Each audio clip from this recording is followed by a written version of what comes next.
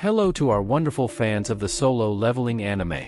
Let's continue following the story development in episodes 2 and 3 of the anime.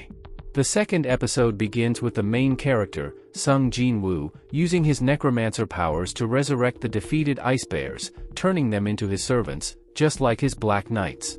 This strengthens his army for the upcoming battles. Meanwhile, beyond the gates, a conflict flares up among the hunters. S-rank hunter Hwang Dong-sik, driven by his hatred for Jin Woo, provokes an argument. A representative from the Hunters Association tries to intervene to break up the quarrel, but the tension continues to escalate. At the same time, Kim Chul, one of the hunters, notices that Jin Woo's group managed to defeat the powerful ice bears. He cannot believe that weaklings achieved such a victory. Enraged, he charges at Jin Woo's group, accusing them of causing the death of his team. However, Jin Woo effortlessly deflects his attack. Suddenly, Jin Woo senses the presence of ice elves, including their leader, Baruka. The elves make contact with Jin Woo, and he unexpectedly realizes that he can understand their language.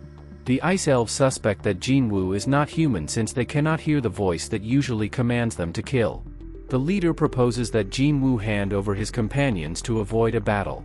Jin Woo notices something strange in the behavior of the elves. Their actions resemble a system glitch.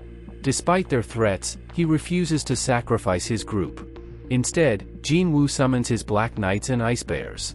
A fierce battle begins. Jin Woo fights Baruka but quickly realizes that the leader is much stronger than expected. The mages in Jin Woo's group try to assist him as the fight grows increasingly intense. Amid the chaos, Kim Chul attacks Jin Woo again, but one of Jin Woo's knights, Igris, kills him. At this moment, Jin Woo summons a powerful new ally, Iron, one of the strongest fighters in his army. The battle with Baruka reaches its climax.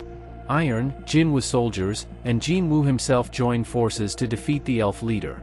After a long and grueling fight, Jin Woo and Iron deliver the final blow, ending the battle. After the victory, the gates open, and the survivors return. Guildmaster Beck is shocked to learn that many strong hunters did not make it back. He takes notice of Jin Woo and orders his guild to recruit him, recognizing his extraordinary potential. The next day, Jin Woo meets with Jinho and Sanai. Jinho, observing them, cannot understand the nature of Jin Woo's relationship with Sanai. The episode begins with an intense battle in a dungeon, where Jinho is amazed to see that Jin Woo has an entire army of knights assisting him in the fight. Their power and discipline leave Jinho in awe as he continues to admire Jin Woo's abilities. Next, viewers are introduced to a new character whose identity remains a mystery. This individual does not speak English, and their origins raise many questions. The scene shifts to a cozy cafe where Jinho and Jin Woo share a heartfelt conversation. In a moment of sincerity, Jinho admits that he wishes Jin Woo were his brother. Jin Woo warmly responds, calling Jinho his brother.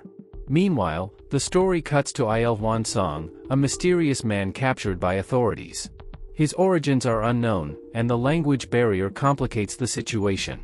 Hwang Dong-suk heads to Washington to assist in the investigation of this case. At the same time, Jin Woo receives a new mission from the system, to open the gates and collect demon souls.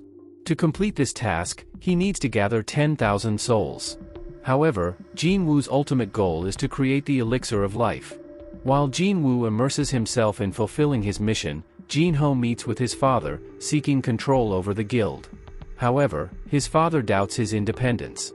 To test his seriousness, Jinho's father demands that he bring Jin Woo into their guild.